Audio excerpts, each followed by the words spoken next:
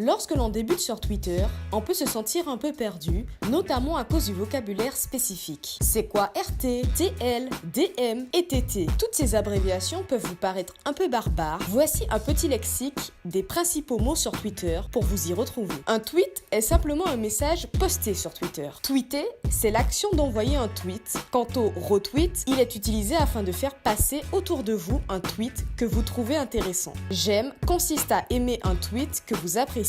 La tweet list est la liste de tous les tweets de vos abonnés. Un DM, direct message, c'est-à-dire message privé, qui ne sera vu que par la personne à qui vous les envoyez. Un trending topic, TT, est un sujet tendance sur Twitter à un instant T. Cette tendance peut être nationale ou bien mondiale. Chaque trending topic est éphémère, il dure entre 10 minutes et 24 heures en fonction du nombre d'interactions qu'il génère. Depuis sa création le 21 mars 2006, plus de 300 milliards de tweets ont été envoyés, dont 17 000 par heure, soit plus de 500 millions par jour. On recense 517 millions d'utilisateurs à l'échelle mondiale, dont plus de 10,3 millions de Français actifs mensuellement. Le temps moyen passé chaque mois est de 170 minutes. Avec pas moins de 297 000 comptes certifiés, Twitter comptabilise néanmoins 20 millions de faux comptes. Twitter a fait son entrée en bourse en novembre 2013. Les pertes se sont enchaînées. On relève des pertes allant de 80 à 167 millions de dollars sur l'année 2016.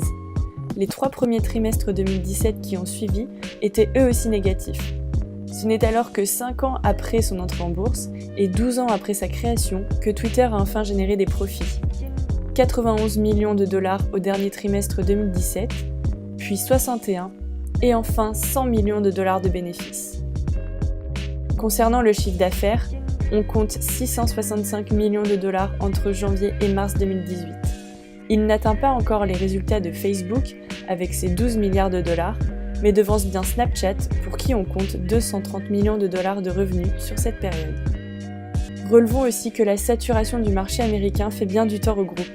Au premier semestre 2018, 69 millions d'utilisateurs sont américains et pour un total de 336 millions d'utilisateurs. Twitter doit désormais compter sur l'international pour se développer. Malgré ce bilan positif, le chemin est encore long si l'oiseau bleu veut s'inscrire durablement dans la rentabilité. Les marques sont très présentes sur les réseaux sociaux et Twitter est pour elles un outil parfait pour y développer de nombreuses stratégies de communication. Quand Oasis reprend tous les codes de Twitter, la marque s'intègre aux médias. Ici, la marque reprend un mème. L'association Les Produits Laitiers ont aussi un compte Twitter et est comptée comme l'un des plus actifs. Cette réactivité est due exclusivement au CM, le Community Manager. C'est le plus gros atout des marques sur Twitter. Plus il est drôle, plus il a de l'impact. Le seul but de la marque, diffuser un produit ou mettre ses valeurs en avant via un tweet très populaire. Le CM doit alors réagir vite sur la plateforme tout en y intégrant sa marque. Netflix va réussir à intégrer ses abonnés en les faisant participer.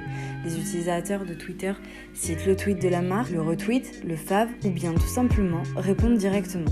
Il se crée une discussion entre la marque et les abonnés. En fait, les utilisateurs vont partager ce tweet à tous leurs abonnés sans contrainte. Et donc avec un seul tweet, Netflix arrive à toucher encore plus loin que ses propres abonnés. Lorsque l'on sait que 10,3 millions de Français sont actifs mensuellement sur Twitter et que 4,1 millions d'entre eux y vont chaque jour, il est compréhensible que 54% des journalistes utilisent régulièrement Twitter. 70% d'entre eux considèrent que le réseau a amélioré leur réactivité. Sur Twitter, les journalistes utilisent le microblogging, c'est la création de contenu court pour aller vite et informer vite. L'information est donnée brute, sans analyse, tout va vite et les mauvais retours arrivent à une vitesse inégalée jusqu'à présent. Ils peuvent avoir un impact important sur la réputation du média. Les journalistes sont en lien direct avec leurs lecteurs et cette proximité n'est pas sans conséquence sur la profession. La majeure partie des journalistes donnent leur avis sur l'actualité et mettent clairement fin à l'objectivité exigée par la profession. Aussi, tout le monde aujourd'hui peut prendre l'information brute, véridique ou non, vérifiée ou non, pour la transmettre. Par exemple, le compte Bref de Presse, suivi par plus de 80 000 personnes, propose des informations brutes en reprenant tous les codes d'un média sans lettres. Mais avec la crise de la presse, les médias sont obligés d'être présents sur Twitter. Il devient alors difficile pour les rédactions de tout le temps animer leur compte avec du contenu de qualité, car cela exige du temps et des moyens humains. Alors aujourd'hui, la presse doit trouver une solution pour que la valeur de ces infos ait du poids face à l'instantanéité de Twitter. Car comme le rappelle Nicolas Apagian, pour que l'information ait une valeur, elle doit avoir un prix.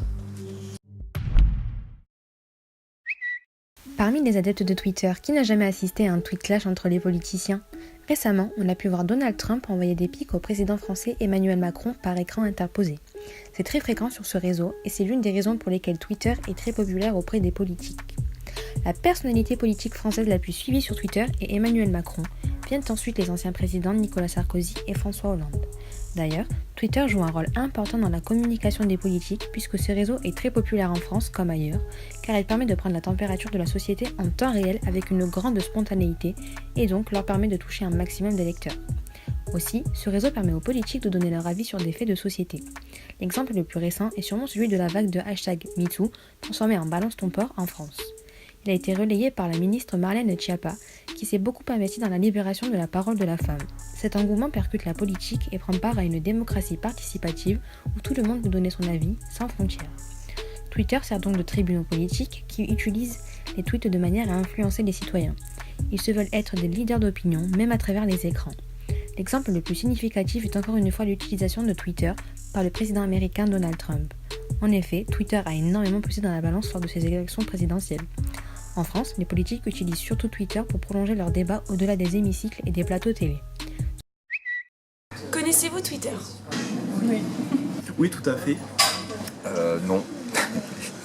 Mais lui te connaît, peut-être. Oh. Utilisez-vous Twitter ? Non, j'utilise pas du tout Twitter. Non. Non. Moi, j'utilise ça, donc c'est un peu dur.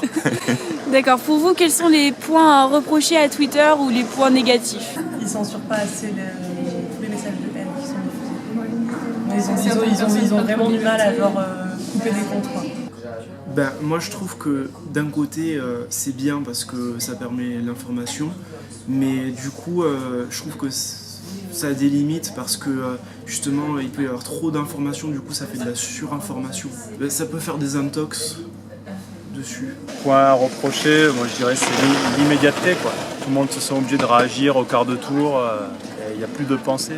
Alors la pensée ça nécessite un peu de temps j'imagine, mais là on est dans l'immédiateté quoi, dans la surinformation Et des fois, finalement pas trop de valeur. Des fois trop impulsif aussi quoi. Il y a des réactions pas forcément réfléchies qui sont balancées comme ça sur les médias. C'est un outil qui se nourrit lui-même quoi, en fait. C'est le flux qui nourrit le flux, mais au final le sens du flux de l'info. Twitter, Facebook, même combat, never.